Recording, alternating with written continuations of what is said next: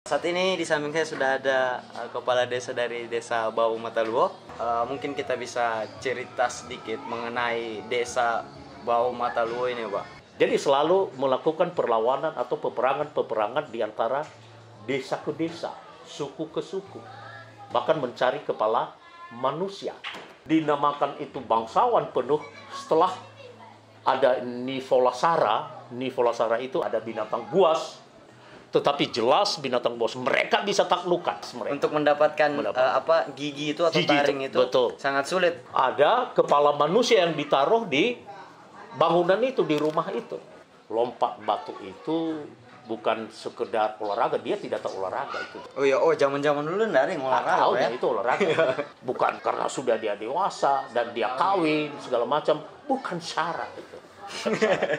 Disinformasi berarti. Oke, terima kasih teman-teman semua masih menonton kami di YouTube. Sekarang kami sedang berada di Desa Bau Mataluo, Pak. Ya. Saat ini di samping saya sudah ada kepala desa dari Desa Bau Mataluo. Perkenalkan dulu, nama saya Lauderun Arisandi. Saya dari tim Mengenal Indonesia. Saat ini sedang berkeliling di seluruh Indonesia, insya Allah. Ada salah satu tujuan kami mendatangi Desa Bau Mataluo. Saya berkeliling itu berdua. Ada kawan saya di belakang layar ini.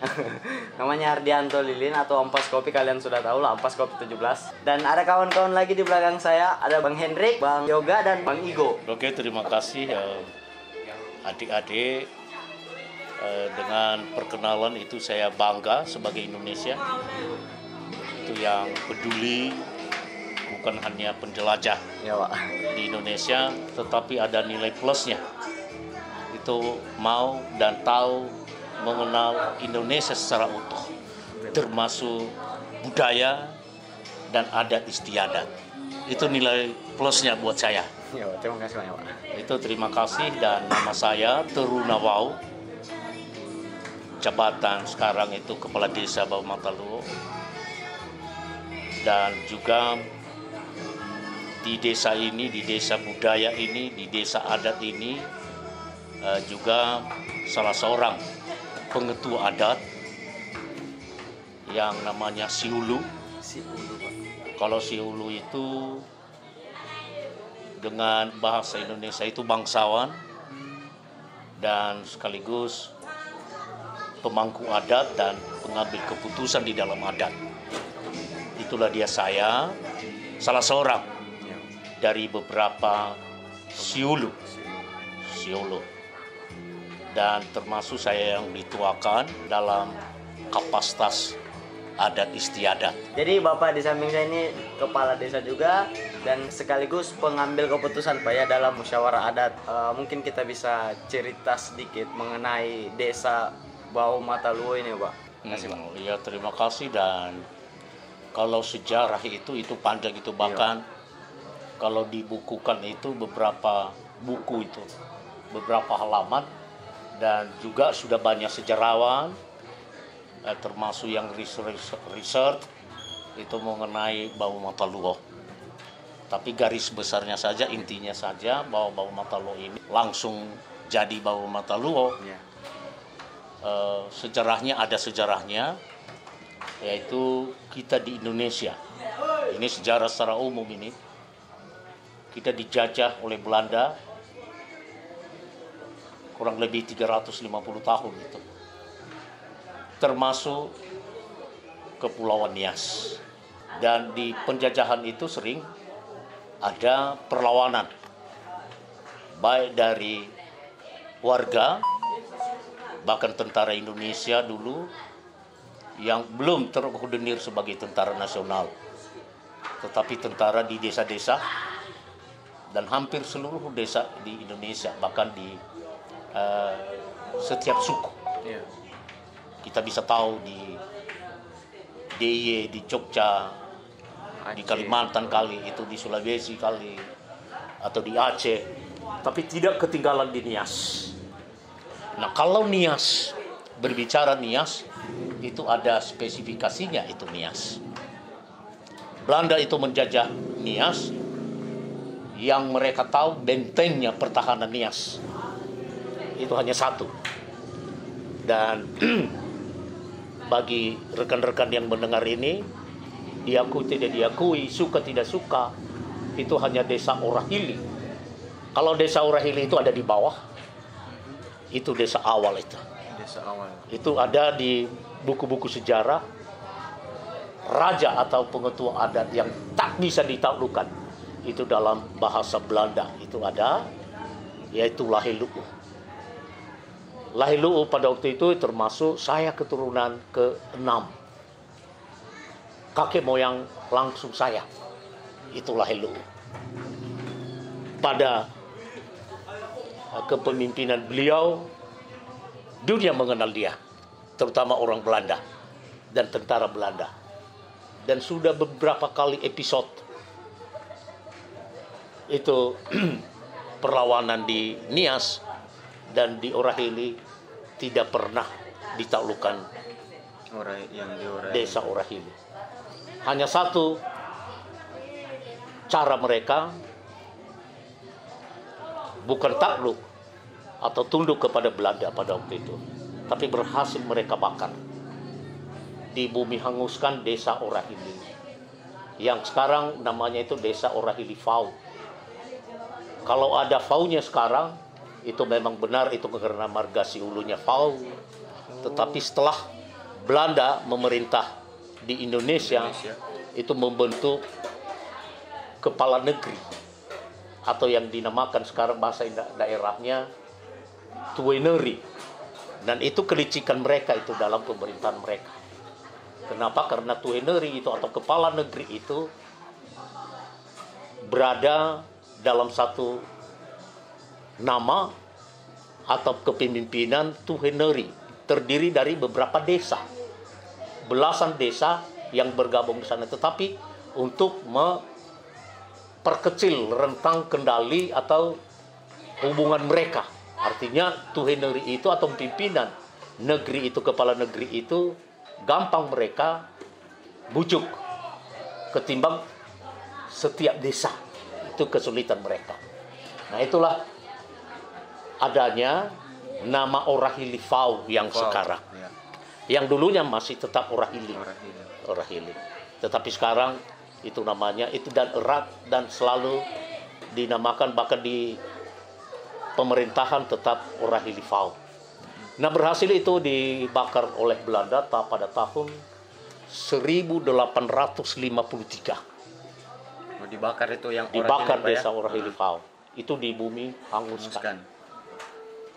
Nah, warga desa Orahili itu bergerila di hutan rimba, mengungsi, lari.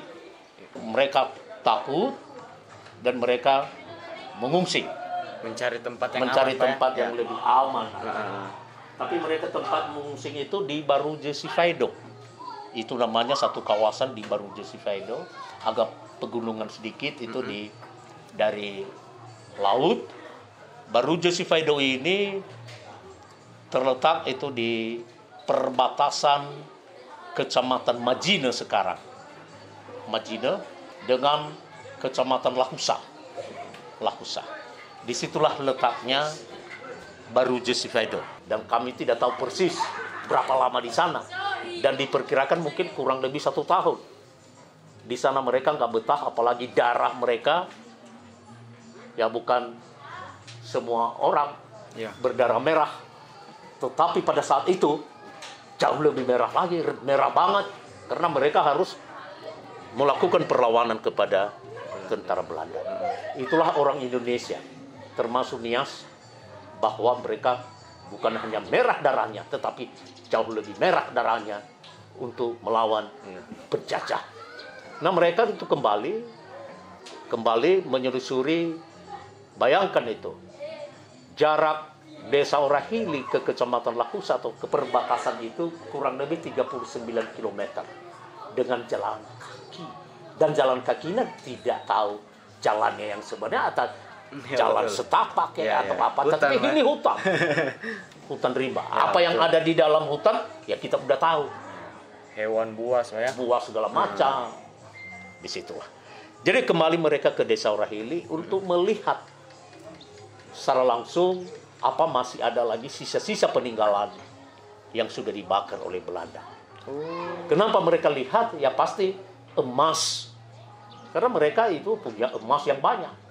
Tapi kalau emas itu terbakar itu tidak hangus begitu saja. Tidak hancur ya, tidak melebur ya. Masih ada sisa. Setelah mereka ngumpulin apa ada sisanya, maka mereka punya kesepakatan bahwa mereka tidak mendirikan pemukiman desa kedua. Karena sudah rata dengan tanah. Ya. Maka mereka cari desa atau mendirikan pemukiman baru. Itu dekat Orahili, kurang lebih setengah kilometer dari situ. Itu nama daerah itu atau kawasan itu Baulafau. Baulafau tidak lama di sana, hanya kurang lebih 2 tahun. Masih ada lagi legendanya, batu-batu yang ada di sana. Hanya 2 tahun. Dan mungkin hanya pondok-pondok juga yang mereka dirikan. Kenapa? Mereka tidak senang dan tidak nyaman, tidak aman. Kenapa? Karena di dataran sekali. Dan mereka punya dan masih terngiang-ngiang di pemikiran mereka. Apa masih ada lagi Belanda? Karena di dataran rendah, mereka berpikir harus kita cari dataran tinggi. Ya. Supaya bisa mereka tahu musuh. Posisi letaknya Ya. ketika kita di ketinggian. Maka mereka berkesepakatan mengambil sikap untuk mencari desa atau pemukiman baru. Maka mereka cari pemukiman baru secara kebetulan. Dan bukan secara kebetulan. Itu sudah rencana Tuhan. Mereka lihat gunung yang tinggi. Ya. Ini desa Bawamataluo yang datar pegunungannya. Walaupun nantinya mereka gotong royong untuk meratakan yang sedikit-sedikit untuk pegunungan. Nah, inilah cikal bakal desa Bawamataluo ini. Bawamataluo ini didirikan, yang namanya itu dulu bukan Bawamataluo, Hili Vanayama. Artinya Hili itu gunung. Vanayama itu dataran Landai Pak ya. landai atau yang luas, Vanayama. Artinya gunung yang datar dan luas. Itulah arti daripada Hili Vanayama. Artinya dataran datar itu telah Rapikan. ditunjang dia dengan gunung. Itulah dia maksudnya Hili Vanayama. Hili Vanayama. Dan tidak lama kemudian setelah berdiri pemukiman sedikit-sedikit, beberapa penduduk karena tidak banyak. Maka setelah melakukan, karena di era itu dulu, di zaman itu dulu tidak tahu pemerintahan. Apa ada pemerintahan atau hukumnya, kecuali hukum ada. Mau membunuh itu urusannya. Jadi selalu melakukan perlawanan atau peperangan di antara desa ke desa, suku ke suku. Bahkan mencari kepala manusia. Kenapa mencari kepala manusia? Itu tengkoraknya itu butuh mereka. Salah satu bangunan-bangunan ditaruh tengkorak atau kepala manusia. Karena kepercayaan mereka itu jauh lebih kokoh dan punya cimak-cimak atau natural yang punya khasiat untuk pendirian rumah. Contoh saja itu rumah adat besar didirikan itu, baru dinamakan itu bangsawan penuh setelah ada Nivolasara. Nivolasara itu ada yang di depan itu ada 3 biji itu, ada binatang buas. Dan kalau kami telusuri bagaimana binatang buas itu, tapi tidak pernah kami ketemu. Apa hanya imajinasi mereka binatang buas Nivolasara atau kita kurang tahu, belum ada jawaban itu, Tetapi jelas binatang buas mereka bisa taklukkan. Itu maknanya. Artinya segala binatang buas apapun, makanya selalu menjadi ornamen, aksesoris di dinding-dinding rumah itu, termasuk di pedang-pedang mereka. Ragu Pak ya. Rago itu ada gigi harimau, ada gigi buaya dan segala macam harus ditaruh. Artinya menandakan bahwa mereka lebih jantan Daripada hewan itu. Maksudnya lebih buas. Lebih karena buas mereka. untuk mendapatkan gigi itu atau Gigi itu, taring itu betul. sangat sulit. Sangat sulit. Betul. Itu makna tersendiri. Dan mendirikan rumah itu harus persyaratan khusus itu ada 11 tingkatan kebangsawanan, baru dinamakan sempurna 11, termasuk mencari kepala. Ada kepala manusia yang ditaruh di bangunan itu, di rumah itu. Mamo benu omo, artinya memberikan kepala manusia di rumah itu. Itu baru lengkap kebangsawanannya. Itu. Kalau kami di sini kami sanggup saja, tetapi karena agama, karena hukum, itu nggak boleh lagi. Itu nggak boleh lagi. Jadi itulah sejarah singkat desa Bawo Mataluo. Oke, kawan-kawan, dan apa yang mau ditanya nih? Jangan cuma saya yang bertanya, kan ada di belakang ini kawan-kawan. Lompat batu. Oh ya, Pak, ini boleh lah. Oke, terima kasih dengan lompat batu. Ya. Banyak yang tulis dan banyak yang Ya Pak.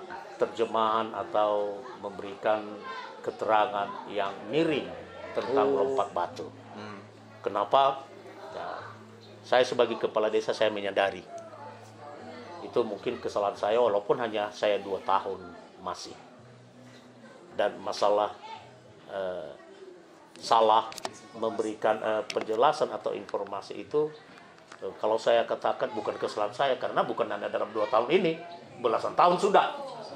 Dan saya tidak menyesali kepala desa sebelumnya. Tapi persoalannya, ini juga anak-anak muda sekarang tidak mau tahu, jadi sok tahu. Makanya itu nyasar Miss ya Pak.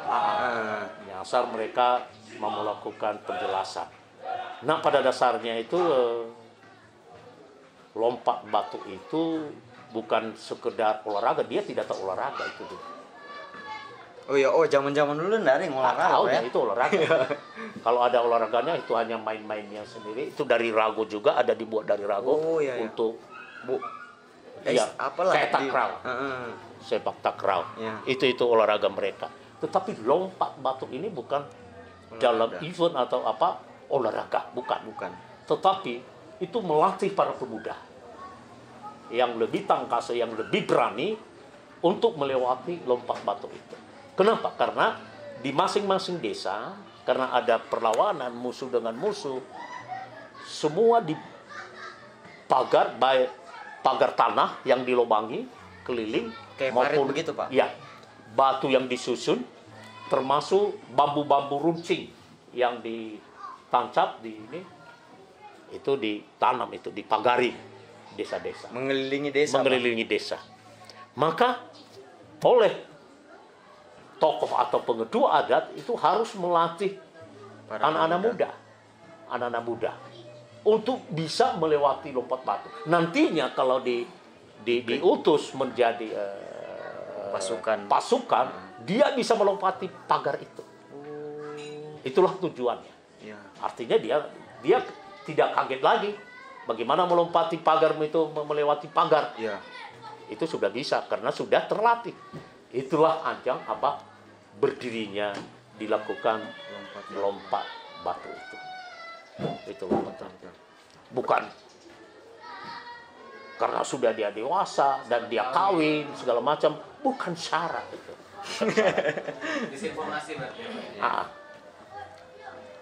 Itu.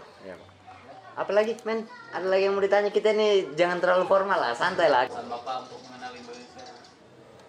Pesannya? Iya, pesannya Bapak. Boleh Pak, mungkin kami meminta wejangan-wejangan lah Pak, karena kami ini kan entah kapan pulangnya, tapi tujuan kami pulang. Dan sekarang masih 2 provinsi Pak, yang pertama itu Aceh, yang kedua Sumatera Utara, dan insya Allah mungkin sampai di 34 provinsi di Papua sana Pak. Kalau gitu, wejangannya itu atau nasihat-nasihat, ya katakan sebagai saya orang tua, itu orang adik-adik sudah dilalui sudah. Dan itu sudah dilakukan barangkali. Terutama andalkan apa saja agamanya, andalkan Tuhan. Kenapa? Kalau kita andalkan Tuhan, maka dengan segalanya Tuhan akan melindungi. Tuhan akan melawat dan memelihara kita semua dan termasuk orang adat. Dan rencana yang besar ini ya pasti Tuhan akan menyertai. Jangan andalkan orang.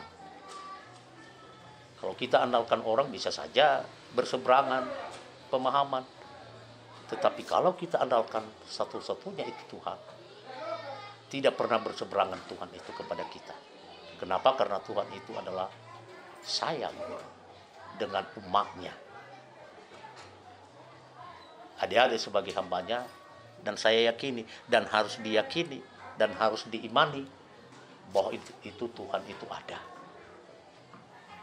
Itu ada. Segalanya Menyerahkan yang di atas, Pak. menyerahkan kepada Dia. Andalkanlah itu yang satu itu. Ya.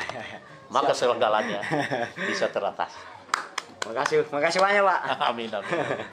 Oke, jadi itu mungkin podcast kami bersama Kepala Desa dan kawan-kawan semua ini. Terima kasih banyak. Doakan kami biar ya sampai di ujung sana 30 provinsi, dan pesan Bapak tadi jangan lupa yang di atas dan andalkan yang di atas. Oke, kami dari tim Mengenal Indonesia. Yo. Jauh.